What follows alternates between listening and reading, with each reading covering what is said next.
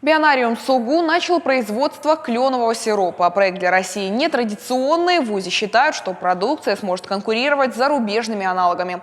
Осетинский кленовый сироп уже продегустировали. Специалисты Бионариума провели экспериментальную подсочку клена. Сироп получили методом открытого выпаривания на костре. Сбор кленового сока проводят в конце зимы и в начале весны. Для сбора сока в стволе дерева сверлят одно или два отверстия диаметром от 4 до 5 сантиметров. В эти отверстия вставляют трубки, по которым сок течет прямо на переработку. Отверстия используют только один раз в сезон, затем герметично закупоривают. В следующем году просверливают уже новое. Используемая технология многие года разрабатывалась канадцами. По словам специалистов, кленовый сироп обладает рядом целебных свойств. Его можно использовать в качестве натурального сахарозаменителя и основы для кондитерской продукции.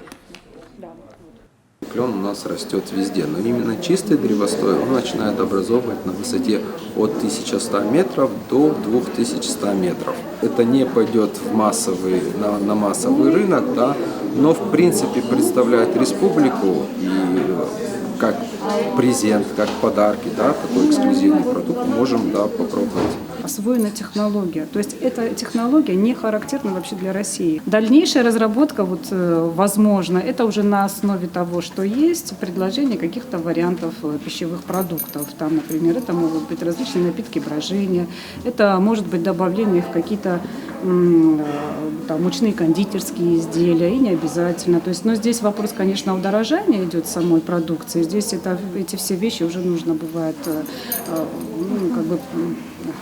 учитывать для того, чтобы можно было оптимально предложить вариант и чтобы это было рентабельно для производства.